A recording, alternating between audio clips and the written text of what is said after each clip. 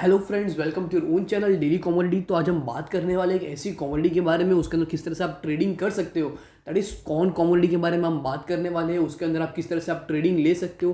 That is आप stock में किस तरह से बाय कर सकते हो, futures, option, CFD, ETF fund. आप उस तरह में उस तरह की जो स्पेशलाइजेशंस होती है उसमें आप किस तरह से बाइंग कर सकते हो। आपको ऐसे कौन कौन से फैक्टर्स हैं जो आपको पहले से पता होने चाहिए before investing in that commodity. तो वो सब के बारे में हम बात करने वाले हैं यही वीडियो में। सो आपको याद दिला दूं कि अगर अभी तक आपने हमारा चैनल डेली कॉमेडी को आपने सब्सक्राइब नहीं किया हो तो चैनल को जरूर सब्सक्राइब कर दीजिएगा, ताकि हम आपके सामने हर कॉमेडी का अच्छे से अच्छा एनालिसिस ला सके। So let's begin. तो सबसे पहले हम बात करने वाले कि आपको जो कौन कॉमोडिटी है उसको आपको बाय क्यों करना है और कब करना है। That is first reason is bet on ethanol demand. तो आपको पता होना चाहिए कि कौन की जो मार्केट में जो मेन जो यूज़ है उसका वो है, मेन इसका जो यूज़ है वो एथेनॉल, मतलब क्या एनर्जी जो बनानी होती है उसके अंदर इसका जो यूज़ है वो बहुत ही ज़्यादा है। अगर आपको ऐसा लगता हो कि बाद में एथेनॉल की जो डिमांड है, या फिर अगर समझ आप कॉन्ट्रैक्ट बाय कर रहे हो, आपको लगता है कि नहीं जो एक्सपायरी है उस टाइम तक इसकी जो डिमांड है वो एकदम से ज़्यादा आपको उसमें बूम देखने को मिल सकता है, तो आप उस टाइम पे उस कमोडिटी में इन्वेस्ट करके आप अच्छा सा रिटर्न कमा सकते हो। Second reason is bet on Chinese demand. तो इसका मतलब क्या हो गया, अगर समझ लो मेन जो इसका जो main producer as well as consumer of जो कॉर्न कमोडिटी है वो है चाइनीज़। अगर समझ लो चाइनीज़ लोगों की, दैट इज चाइना के अंदर इसकी जो डिमांड है वो अगर एक पर्टिकुलर रेट से ज़्यादा बढ़ जाती है तो इसकी जो मार्केट में जो सप्लाई है वो मीट नहीं कर पाएगा, और उसके कारण जो इसकी जो डिमांड है वो बढ़ती जाएगी, और उसके कारण जो प्राइस ऑफ द कॉन्ट्रैक्ट है उसमें आपको अच्छा सा अप ट्रेंड देखने को मिलेगा। और इसके अपोजिट सीनेरियो में ऐसा भी हो सकता है, अगर समझो जो डिमांड है चाइना में वो एकदम से घट गई हो और सप्लाई मार्केट में बहुत ज़्यादा हो गई हो, तो उसके थ्रू आपको क्या प्राइस में आपको डाउन ट्रेंड देखने को मिल सकता है। And the third one is the inflation has.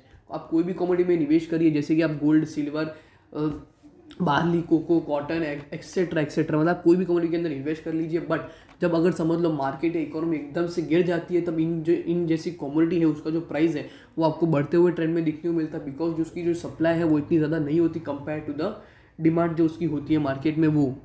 And the fourth reason is the portfolio diversification. That is again a main and as well as important reason. That is portfolio आपको diversified करने के लिए भी ये बहुत ही ज़्यादा important होता है। जैसे कि अगर आप समझ लो बुलियन के अंदर आप इन्वेस्ट करते हो, मेटल के अंदर आप इन्वेस्ट करते हो, तो आपको एग्रीकल्चर कमोडिटी के अंदर भी आपको एक इन्वेस्टमेंट करना चाहिए, या फिर आपको एक पोर्टफोलियो के अंदर आपको पता होना चाहिए कि आपको किस तरह से आपको उसमें बाइंग बनानी है, ताकि कि आप अपने जो पोर्टफोलियो है उसको आप लॉस से आप उसको कम करते हो और आपके जो प्रॉफिट के चांसेस हैं वो आपको बढ़ जाते हैं। दैट इज पोर्टफोलियो डाइवर्सिफिकेशन का उसमें ये काम आता है। अब हम देखेंगे कि how to trade how to trade corn futures. जो कॉन के जो फ्यूचर्स होते हैं मार्केट में वो आपको उस तरह को किस तरह से मार्केट में बाय करना पड़ता है। तो उसमें से सबसे पहले जो चीज़ आपको निकल कर आती है वो है, देखो जो आपकी जो क्वांटिटी है वो 5000 बुशल्स में है। That is about 127 metric tons of the second yellow corn.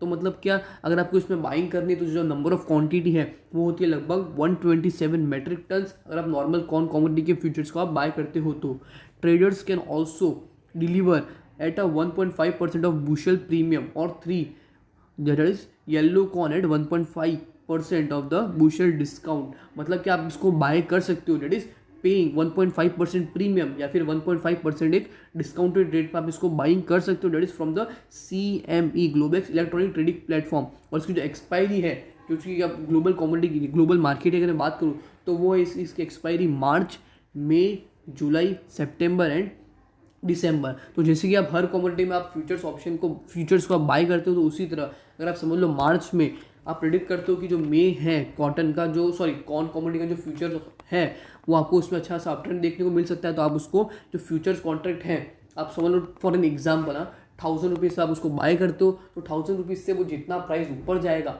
उतना आपको जो प्रीमियम वैल्यूएशन है उसमें आपको अप ट्रेंड देखने को मिलेगा। डिफाइंड नंबर ऑफ क्वांटिटी जितनी भी है उतना आपको प्रॉफिट आपको देखने को मिलेगा।